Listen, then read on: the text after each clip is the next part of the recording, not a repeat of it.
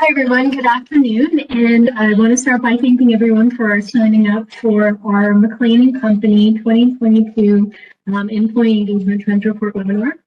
We had an interesting experience when the pandemic started. We were really curious to see how the pandemic would impact people's experience in the workplace, their experience of employee engagement, what the organizations would do, and what the impact of those actions would be. And so we saw some stories as we looked through engagement surveys, but what we really needed was data. And that's how we decided to write our 2022 Employee Engagement Trends Report. And that's what we're going to be reviewing with you today. As many of you know, McLean & Company is a research and advisory firm. We provide practical solutions to human resources challenges via research tools and diagnostics that have measurable impact on your business. I encourage you to contact an analyst if you'd like to learn more about McLean & Company. A few housekeeping items before we get started. All members of the webinar are muted to make sure that we can hear the presented content. I encourage you to post any questions or comments or technical challenges in the Q&A section, which you should see to the right of your screen. We'll be monitoring the Q&A, and ideally we'll have an opportunity to answer a few of your questions at the end of this session. We're also going to be using the chat for a couple of things, so just pay attention for that as well. We'll also be sending you a copy of the slides and a recording of the webinar when it's done. So let me introduce you to the team of us who are going to be leading you through today's webinar. My name is Lee Cager. I'm practice lead in advisory services at McLean & Company. Our team works with member organizations who run employee surveys, such as engagement surveys, pulse surveys, our employee experience monitor, new hire exit, 360, HR stakeholder management, a whole slew of them, to work with our members on strategy around the diagnostics, interpreting the data, and taking action on it. Harpreet, my facilitator. Actually, hi everyone. My name is Harpreet. I work as a senior consulting analyst at McLean & Company in the advisory team. I support clients on their engagement surveys by mostly analyzing their survey results and providing insights, suggesting resources and research that's aligned to the survey results, as well as guiding them towards the action planning process. On the Q&A today, we have our colleague Roshni, so passing it on to Roshni. Hi, so I am Roshni. I am a senior consulting analyst as well, and I work on the same team as Harpreet and Lee. So like she already mentioned, we work closely with clients on their survey data around different areas of engagement. And also as an advisor, my role involves providing that support, including that pre-survey and post-survey action planning, also analyzing the results and identifying any trends and insights from the survey. So with that, I'll pass it back on to Lee. Great. And I can also introduce Craig, who is providing some of our IT support today. So thanks, Craig. All right, what's our agenda for today? So we're going to walk you through the highlights of McLean's Employee Engagement Trends Report. We're looking at a time period of 2019 to 2021. So we're going to start talking about the overall trends in engagement and look at some of the key demographics.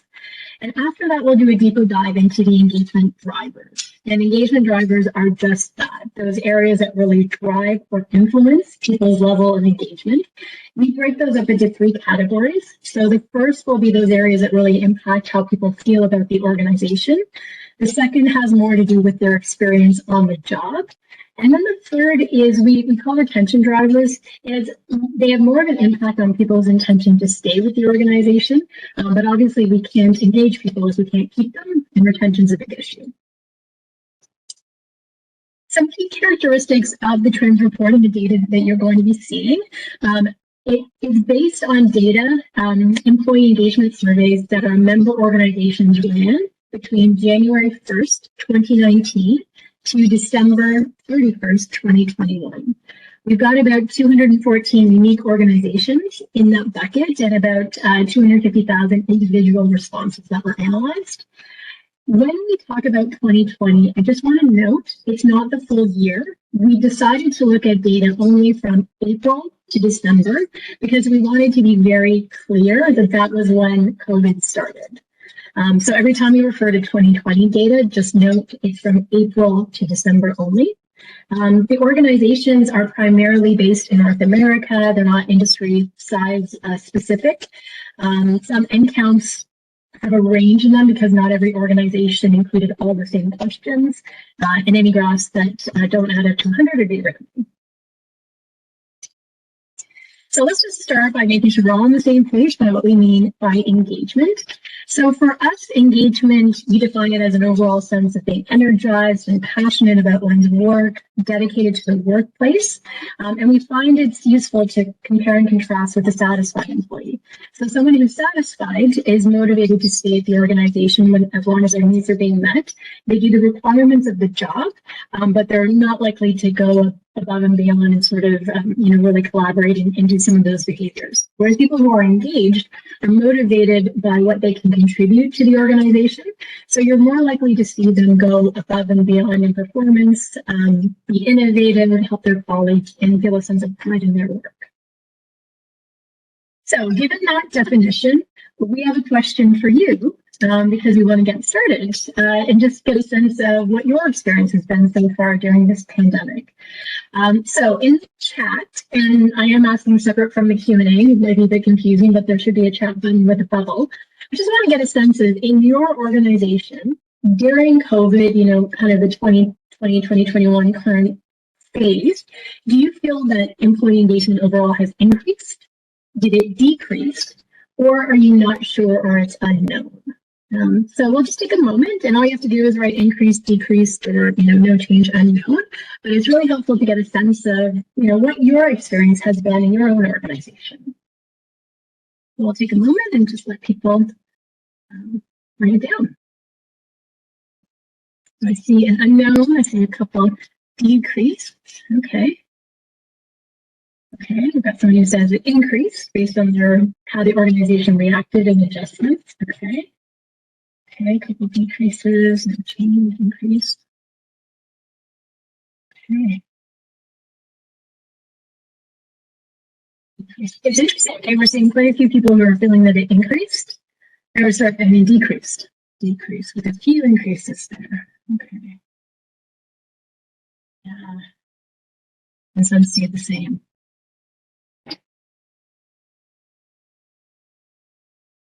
All right. Thank you. Thank you for sharing. Please continue to add in there if you like. So let's take a look at what our trends data showed us for this. What we found when we compared pre-pandemic 2019 to the onset in 2020, and then the continuation. I wish I could see the end of it, but it hasn't ended yet in 2021.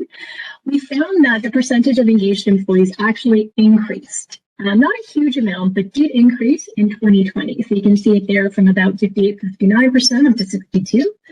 In 2021, it dipped a bit, but it did not go back to pre-pandemic levels. So it's still slightly higher than it was before COVID started. You can see the same pattern if you look down at the disengaged employees, because we break engagement up into 4 levels. So you see the engaged in the green box, and then the disengaged was 9.8. So 9.8% of employees were disengaged back in 2019. When we get to 2020, it decreased down to 8.4. So not a huge dip, but a dip. Then increased again back in 2021, but again, lower than it was in 2019. So maybe that's how we see some organizations felt that increased, some decreased, maybe some leveled out, but at the aggregate level, that's what we're seeing. And we saw some notable increases in a few key questions when we look at engagement. So I often look forward to coming to work increased. And this in itself is an interesting question, because what does coming to work mean anymore for those people who are remote or hybrid workers? But an increase in that, an increase in people feeling more satisfied with the organization now than they were a year ago.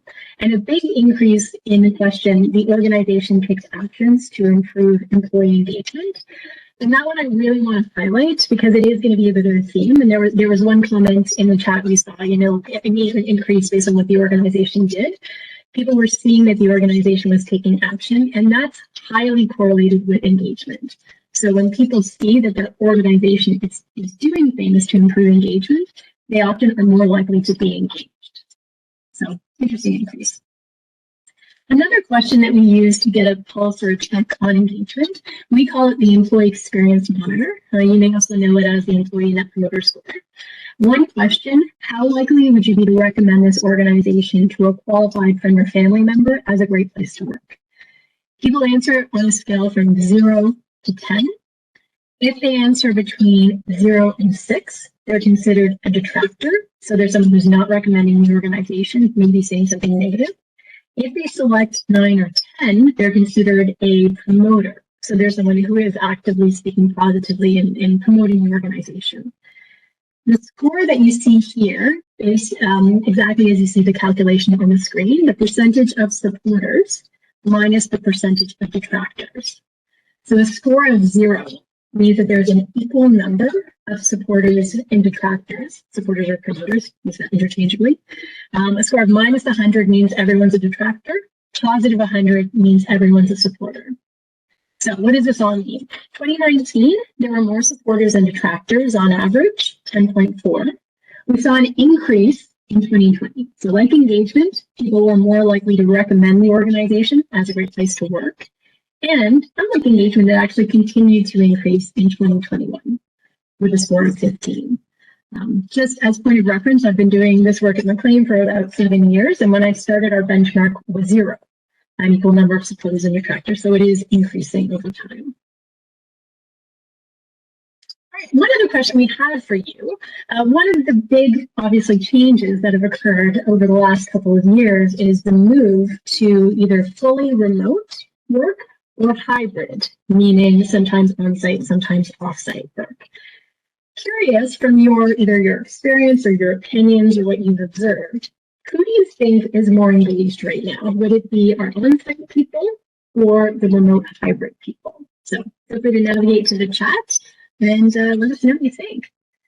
Okay, so we've got quite a few saying remote hybrid. Okay. Okay, we've got a couple on sites.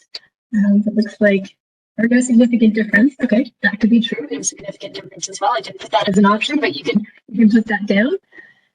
Okay, depends on industry and role. True too. It depends on the person too. Okay. All right. Good comments. Definitely a lot of individual differences in organization and industry. When we looked at our aggregate level data, this is the pattern that we saw. So if we go back to 2019, remote and hybrid workers, a larger percentage of them were engaged as compared to on-site. So everyone is saying, remote hybrid, definitely true in 2019 before the pandemic. When the pandemic hit, engagement increased for both groups, both on-site and remote hybrid, the mix of them, and remote hybrid continued to be more engaged. Then, like we saw at the aggregate level, engagement decreased in 2021 as COVID is lingering. Remote hybrid is still only now slightly higher than engagement, for a percentage point here. And you can see that net change from 2019 to 2021. Engagement has actually decreased for remote hybrid people, even though it's at about the same level as on-site. So the gains definitely seem to be on our on-site employees more than remote hybrid. At least this is a trend that the data is pointing us to. A couple of things to note as we look at remote hybrid data in this webinar. The first is it's a small N count. Before the pandemic, there weren't as many remote hybrid workers, and they also organizations weren't tracking it as a demographic. It just wasn't something that was that interesting to them when we were looking at engagement. So N counts are small. You just want to keep that in mind when we're looking at this. The other aspect of it is the group in 2021 may not be the same employee group.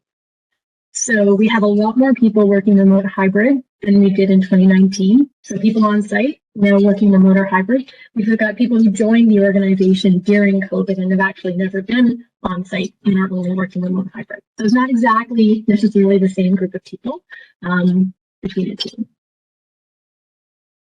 Okay, on that note, I'm going to pass it over to Harpreet, and she's going to speak to a few more demographics. Oh, Harpreet, I don't think we can hear you. Oh, thanks, Lee. So Two other interesting demographics are tenure and age. So for tenure, as we can see, engagement is highest in the first year of tenure. And this is not surprising because people are starting new jobs, it's fresh, there is lots of learning. And then engagement drops at the 1 to 3 years mark. This is the time to pay attention to. And this is a pattern which we have seen even before the pandemic. Engagement reaches its lowest point at the 3 to 5 years mark and then starts to increase again after that. Now, coming to engagement increases with age, 2021 data shows a clear and interesting pattern with age. The least engaged are our youngest employees. The most engaged are the oldest employees. So there is a clear trend of increase with increase in age. We also see a big jump in engagement between the age groups of 25 to 34 years of age and 35 to 44 years. Now, let's get an overall impression of the engagement drivers. You'll remember we look at drivers in three categories: those related to the organization, those related to the job, and those related to retention, such as compensation and benefits. Now, the overall pattern we saw in the drivers was like what we saw for engagement. A significant increase in all engagement drivers from 2019 to 2020, and the gains were mostly holding into 2021. Now, the jump in 2020 shows that the efforts to adapt and adjust and listen to employee feedback had a positive impact on employee engagement and the organization overall. Remember, we also saw a more positive response to the question, which is this organization takes action to improve employee engagement. Those who have maintained engagement progress throughout 2021 see that their employees are recognizing the efforts put into increase engagement. However, the exception to this trend was a dip in the retention driver scores in 2021. We all have felt the pain of retention and the talent acquisition issues. We'll explore this trend more later on when we move to the retention drivers. Now, when we provide our members with the overall reports on their engagement survey data, we always provide the engagement drivers plotted on a priority matrix. Now, why is this important? Just because employees may not be satisfied with the driver does not mean it's the most important driver for the engagement. So, for example, compensation is usually one of the lowest scoring drivers, but you can also see from this grid that it is the driver that has the least impact on employees' engagement. So, paying people well above market may keep them at the organization, that is, it can retain them, but may not drive engagement as much as drivers such as culture and employee empowerment. Now, the plot shows the driver placements for 2021.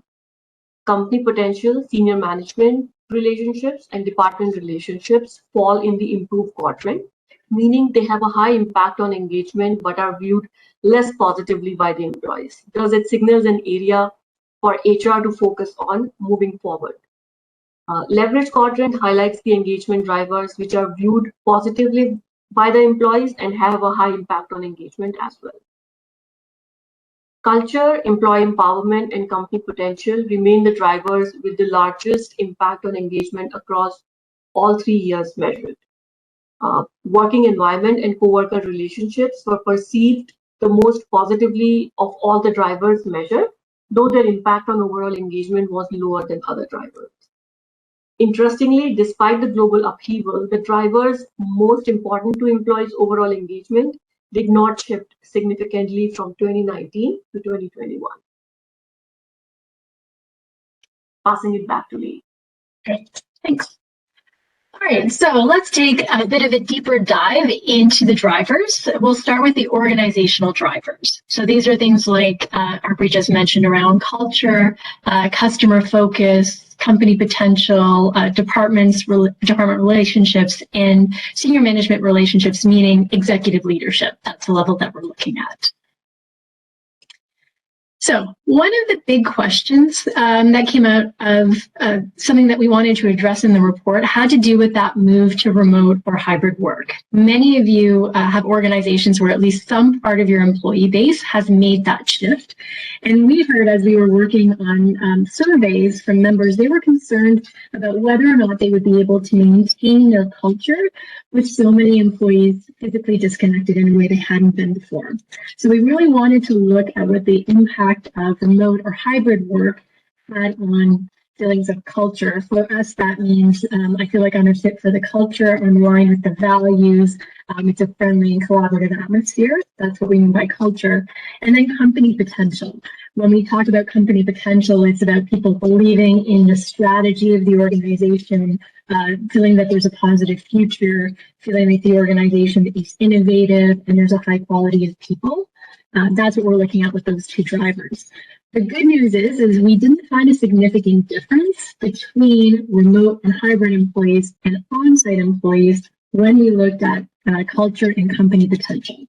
So this suggests that efforts to ensure remote employees felt included and connected to the mission and the values and the culture of the organization seem to be working.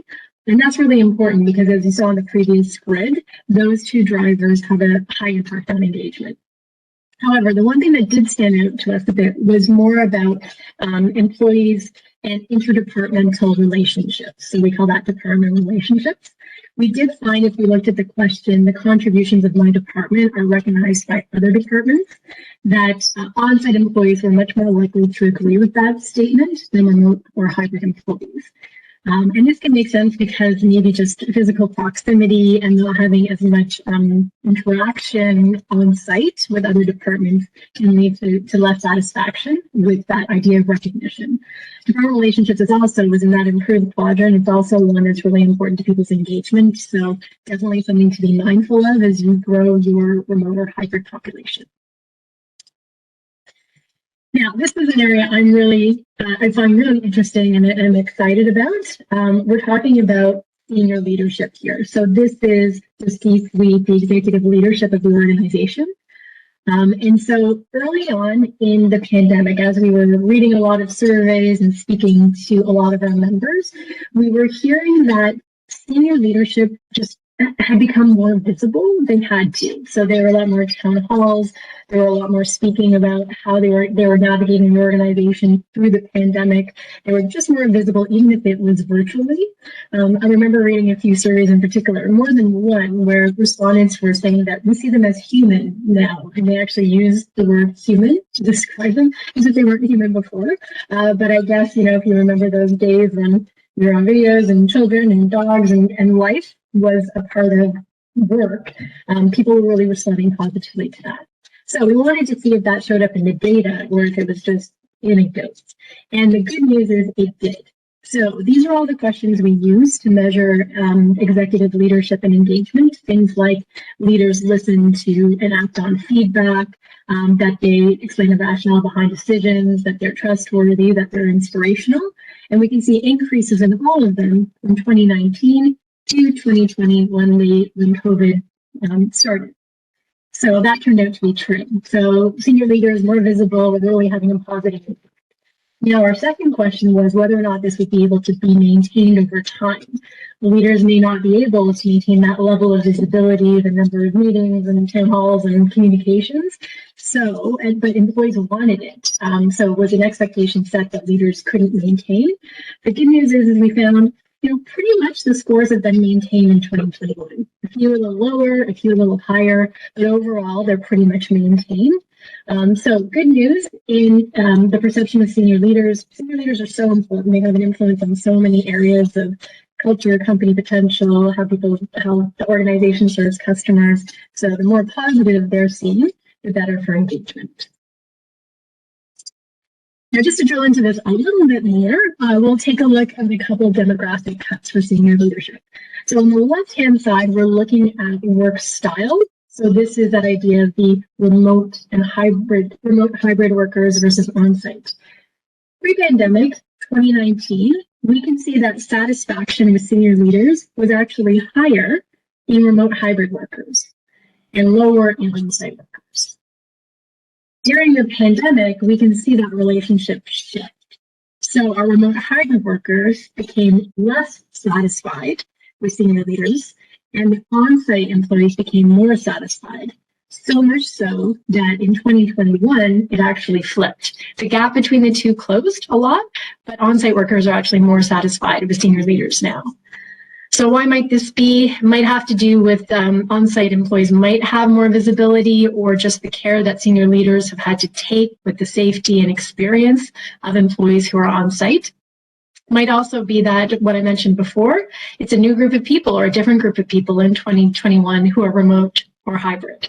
People who may have been on-site and used to having more interaction or whatever with senior leaders maybe feel more disconnected now than they did before. On the right-hand side, we can take a look at perceptions of senior leadership by organization size. So we've got small, this is less than 250 employees. Medium, it's 250 to about 1,000 employees, and large is over 1,000 employees. So pre-pandemic, not much of a difference between small and medium-sized organizations, but large organizations had a less positive view of the senior leaders. It might again be because small and medium have more opportunities for interactions than employees in large organizations.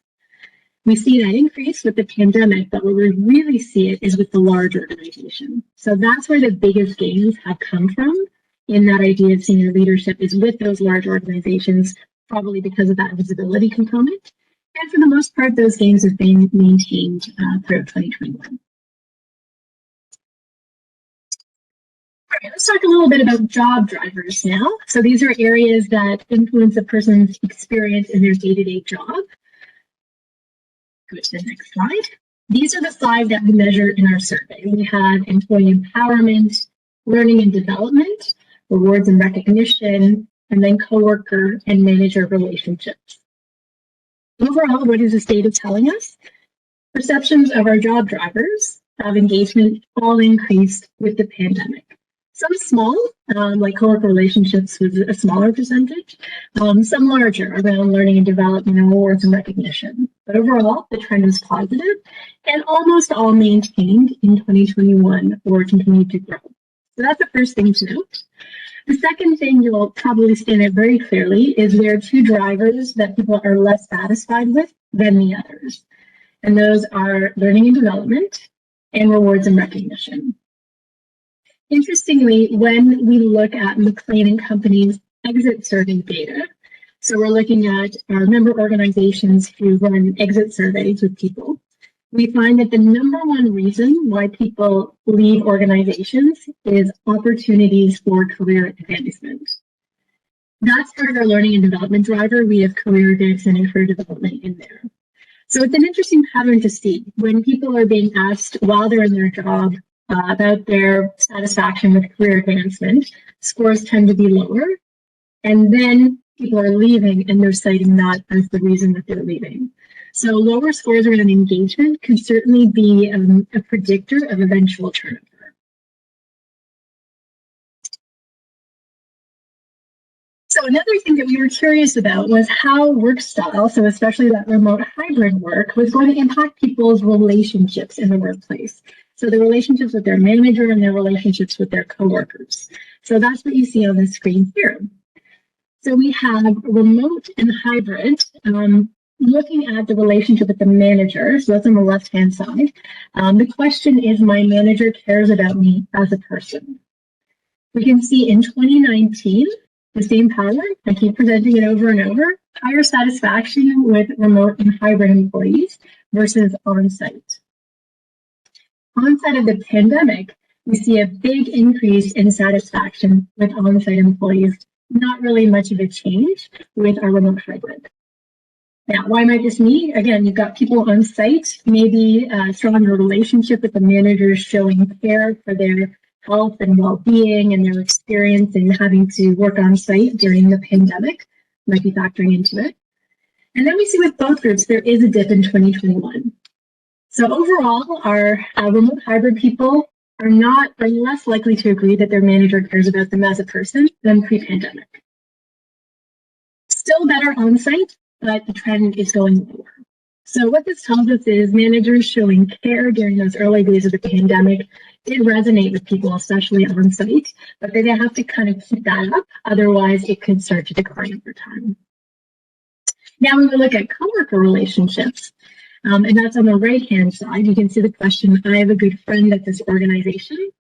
We saw that remote hybrid, again, higher, not as much as other drivers, but more satisfied with this, or more likely to agree that they have a good friend at the organization than on-site. So that's an interesting trend because it doesn't mean that just being remote or hybrid means it's more difficult to have friends or to build friendships, because it didn't seem that way in 2019. But then in 2021, we saw a big increase with our on-site employees feeling that they had a good friend. And then they both dropped in 2021. But the thing to note here is that remote hybrid group, much less likely to agree that they have a good friend at the organization. And we were wondering about this, and part of the rationale for this might be we have a lot of people who have started at our organizations during the pandemic, starting remote work, and never having had the opportunity maybe to build those relationships as they would have if they say started on-site or did hybrid work potentially. And it's just a bigger percentage of the workforce now, and maybe they have different expectations. So just things to note with that remote hybrid group as you continue having that employee base within your organization. All right, I'm going to pass it over to Harpreet, who's going to speak to some retention drivers. Thanks, Lee. Lastly, we'll go over the key drivers we saw in the retention, the key trends we saw in the retention driver. These drivers influence an employee's desire and likelihood to stay at the organization and include compensation, benefits, work-life balance, and working environment. So let's take a look at the pattern in retention drivers. From 2019 to 2020, compensation and benefits increased significantly with only minor increases in working environment and work-life balance. However, in 2021, scores for compensation and benefits declined to around the pre-pandemic levels. Now, this drop in benefits scores from 2020 to 2021 may be explained by increased awareness of unique benefits and perks beyond the traditional health coverage offered by competing organizations. It may also be that the impact of pandemic has increased both the need for as well as the expectations of expanded benefits packages. As we see on the right-hand side, perspectives on retention driver questions varied by employee segment. Males consistently agreed that they are not discriminated against or emotionally harassed at work more than females did. This calls out the need for organizations to reinforce DEI as a priority and ensure that all employees feel safe in their workplace. Also, employees 45 years and older viewed work-life balance more positively than younger employees. This again points out to the need to uncover the root causes of this discrepancy, such as unclear work boundaries and a lack of employee empowerment for younger employees. Lastly, let's look at work-life balance. From our annual trend survey, 62% of organizations reported increasing working hours, while 80% said they have increased flexibility. What our engagement data tells us using the question, which is, I'm able to maintain a balance between my work and personal life, is that gains were made both for on-site as well as remote or hybrid in 2020, but those gains were lost in 2021 and we are back to the pre-pandemic levels. Now, organizations were especially accommodating in 2020, which could explain this initial spike seen in work-life balance. However, as remote work became the norm in 2021, employees are realizing that this work style brings its own challenges. Therefore, organizations need to get creative about how they are supporting their employees and keep all aspects of well-being top of the mind. Mental well-being must be of particular focus as longer work hours may add to workload pressures and lead to employee burnout.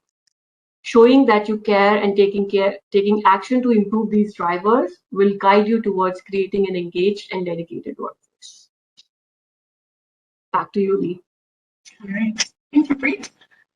So that's kind of the end of the data. I see there's a comment in the chat, so I'm just going to go back because I thought it was an interesting thing to note, and then we'll wrap up and we'll go to the Q&A section. But So one of our participants was mentioning that one of the factors that attracts employees to companies is learning and development.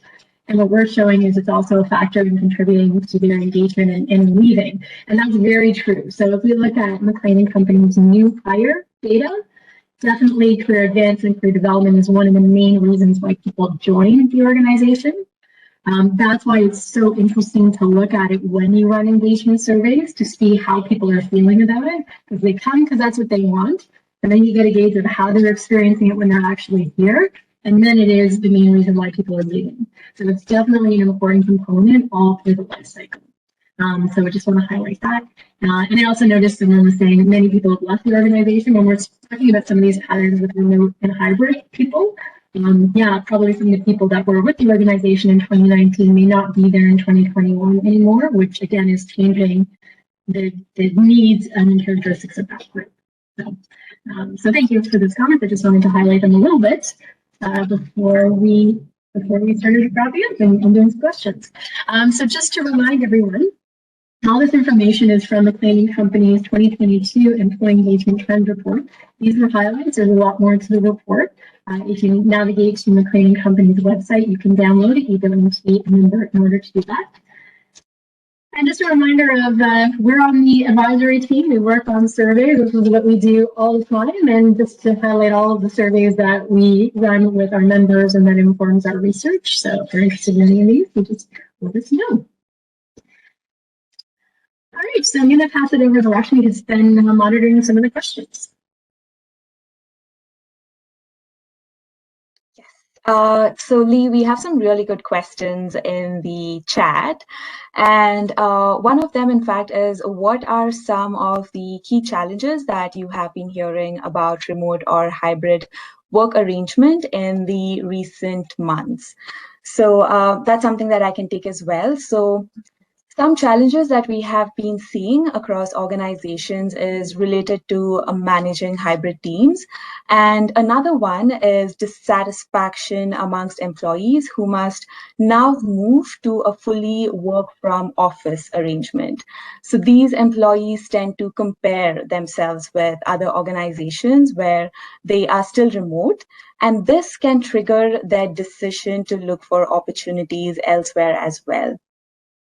So what we've been seeing work well for other organizations is having that communication, just being transparent about what roles can be remote, hybrid, rather than on site, and really just providing that rationale for that as well. So that we've seen worked really well for some organizations. We have another question here. So that is, we saw in one of the slides that engagement drops after 1 year of tenure. Are there any further insights from your experience of working with clients on what could be contributing to this pattern? I can take that because this is something I've been discussing with clients quite often. So first of all, some of the contributing reasons to this pattern which has come up from discussions is usually that in that initial one year period, 6 months to 1 year period, there's a lot of hand holding, check-ins with the manager, check-ins around how the workload is. So usually that first year, the engagement scores are higher. However, once the employees reach that 1 year mark, there is a tendency to, of managers also, to think that this person can now probably doesn't need as much check-ins, and that frequency goes down, and somewhere that contributes to the pattern. Now, some of the suggestions that have come up from calls and the discussions is also that managers need to play an active role here, because if they continue doing those check-ins, understanding the reality checks of the workload of the employee, even in that 1 to 3 year tenure group, that could be helpful in maintaining a higher engagement. And also, once the employee reaches that 1 year to 3 year mark, that is the time when the employee needs to have the career and skill related development conversations. And the check-ins can be the conversations can the nature of the conversations can shift from how they were in the first year, but they should not go down. And that's something that can be really useful in having that sense of engagement back for that group. So thank you, Harpreet. And we have one other question as well. So what are some examples of ways organizations are supporting interdepartmental collaboration / relationships? Sure, I can speak to that one. That's a big challenge when you look at how departments are working together. Oftentimes I recommend when I'm looking at data, if you want to look at specific departments. So are there specific areas where there's a workflow or there's some sort of conflict and you take a customized approach to what is needed for those two departments, let's say 2 or 3. So I like to look at that first. So because it might not be something that's needed across the organization, it might be very specific to a couple of groups that have to work together. But when we look at our research that we've written on this, our best practice research, some of our tips are around things like this comes up all the time in surveys, people not knowing who to go to for what. I'm sure Rashmi and Harpreet can agree with me on that. It's like almost every survey I read that people don't know who to go to anymore. So things like directories, I know it doesn't sound that exciting, but just having a clear directory where people know what people do and who to go to when they need support can have a really big impact. So it's it could be a high amount of work to keep it updated, but it's really important.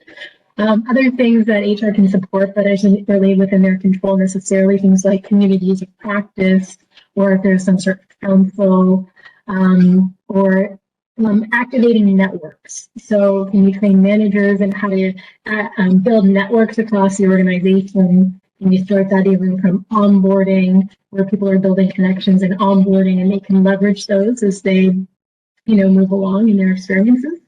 There are also things like job rotations and mentoring, all those types of things that build relationships and connections can help with that. But I can also speak a little bit to some of our research on fostering relationships in a virtual environment. I think that's one of the questions we have here. What are companies doing to improve the experience for hybrid or remote employees? And some of these little things, like, is there a channel? We use Microsoft Teams. We have channels for people with common interests so that you can, we have Pets of McLean, which is one of our channels, and everyone just uploads photos of their pets all the time, and it's one of the most used channels. Ensuring meetings, when meetings happen, even if some people are in the office, and you don't have a bunch of people in a meeting room, and then you have some people calling in remote, everyone dials in their computer. For those people who work in an office and sit up in front of the computer, which I know is not everyone, but just having a best practice where that's what everyone is doing, so everyone's equal in that meeting. Social events, is there a way to make them virtual or have a mix of those, so it's not always social events for the people who are on site, that there's something that can be done remotely. So there's no kind of one solution to things around relationships and department relationships and feeling connected. It's a bunch of smaller things that can keep people feeling connected, and they can decide what they want to be a part of. Thank you, Lee. So another question we have, a very common question in the chat, is will we be sharing the slideshow and the recording? I believe, yes, we will be sharing the recording, but the question is about the slideshow as well. That's the easiest question to answer. Yes. Yes, we will. After this recording, we'll be sending both the recording and the slides. And again, I encourage you to download the trends report because you'll get a lot more information from there too. Do we have maybe a couple more questions?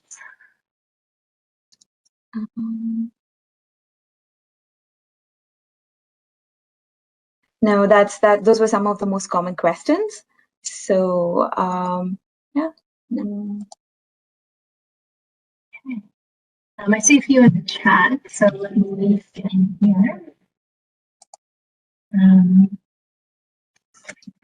Do we have any data tying in work productivity for on-site versus remote or hybrid? Interesting. So McLean Company, we don't have data specifically on whether people who are remote or people who are on-site are more productive in their work. Qualitatively, I think talking to our members, what I've been hearing especially is it hasn't been a problem at all. I hear there had been resistance to moving to remote or hybrid before the pandemic, and everyone just had to, in a couple of weeks. And what we were hearing back from them is there's been no problem in terms of productivity. There is a bit of, I think Rashmi mentioned this in her answer, some organizations that are kind of mandating back people because they want them in the office, which is not necessarily going over well with most employees who want the freedom and flexibility and don't want to be mandated. But I'm not sure the reason for that is productivity, because that isn't what I've been hearing. Rashmi Harpreet, I don't know if you've been hearing anything from your members about productivity declining with remote or hybrid work. No, so that's not something that I've been hearing often. So again, like I mentioned, the primary concern when it comes to remote and hybrid employees is having to come back into organization and the lack of flexibility in being able to choose those days to come back to the organization. And then a follow-up to that question, do you think the hybrid model will be kept forever? I don't know. That's an excellent question. Goodness, if I were speaking from experience, I don't think it can go away, because I think employees are expecting it now, and we do hear, as Rashmi said, like people are leaving organizations if they don't have that flexibility anymore. So I don't see it disappearing anytime soon. I can't exactly predict the future, but I think organizations that are trying to mandate people back without having a good rationale are really struggling. And I'm curious if any of you folks are in that position, what your experience has been. Feel free to throw that in the Q&A or in the chat. I know we're using both right now, so what your experience has been. But I don't see it being removed or eliminated anywhere in the near future. Yes. Next question, what are some best practices that employers are using to enhance or increase their employee engagement? Okay, that's also a really big question. Just our approach usually when we're sorry about the scrolling, but I'm going to do it anyway and give everyone a headache. We like to get a fulsome measure of these main drivers of engagement and then start prioritizing them, because there are so many things that you can do, but you want to make sure that you are taking the actions that are most meaningful for your employees. So this is benchmark, and your organization might be a little different, but what we would want to take a look at is what are the areas that people are somewhat less satisfied with, but are more important to their engagement, and then determine what are the actions that would be most impactful. So if it is department relationships, are they asking for directories so they know exactly who to go to? That's something that comes up a lot. If it's senior management relationships, do they want to have more understanding of the rationale behind decisions senior leaders are making? If that's the case, you might want to have things like more town halls or recorded messages or opportunities for discussion back and forth. If it's employee empowerment, that might have a bit more to do with the person's experience on the job. What is their role? Are the expectations clear? Can they have more authority delegated to them in it? And we could just kind of go on and on. So lots of things that can be done in these areas, but the first bit is you just want to know what's most important to your employees. And the other bit is to ask them. So we do a lot of focus groups after we do surveys where we go back and say, okay, here's what came out in the survey that's usually important. What is meaningful to you? What action would be most meaningful for you that the organization could take in order to improve engagement? But certainly during the pandemic, a lot around conversation, a lot around wellness, I would say a lot about manager relationships and listening and supporting that work-life balance. As you saw at the very end of the presentation, work-life balance continues to be a big issue, probably not a surprise to anyone. So opportunities to support people's wellness and make sure that they have that balance is another big area that people are working from. Then we also have something around best practices. What are the best practices global remote teams are using to find time to meet and create connection, which is, again, one of the most common questions or most common themes in our surveys as well. So things like time zones, and if you're talking about, is that kind of the nature of the question? So best practices that global remote teams are using to find times to meet and create connection. I believe that's more around social connection. Okay. That's I'm not entirely sure on that one. The time zones is a huge issue. We know we have those challenges with our members who are global clients as well. What we see, I think, sometimes even just for meetings is to vary the times that you're meeting. So it's not that one person's always first thing in the morning and one person's always at night. So can you vary the times that you're doing this? And then probably just some of the other things that we're seeing, a lot of those like online channels that I was saying. We're all a bit zoomed out and maybe partied out online, but if it's a remote global team, then those things, need to happen to bring people together. So yeah, time zone is a hard thing to work around. All right, well, I'm right at the 150 mark, so I think we'll probably wrap it up at this stage. But we just want to thank everyone for taking, almost an hour out of your day today to join us on today's webinar. Hopefully you got some good nuggets out of it. And please feel free to download the trends report from the McLean Company website. These my co-facilitators, Rashmi and Harpreet, and Craig for IT support. Thank you.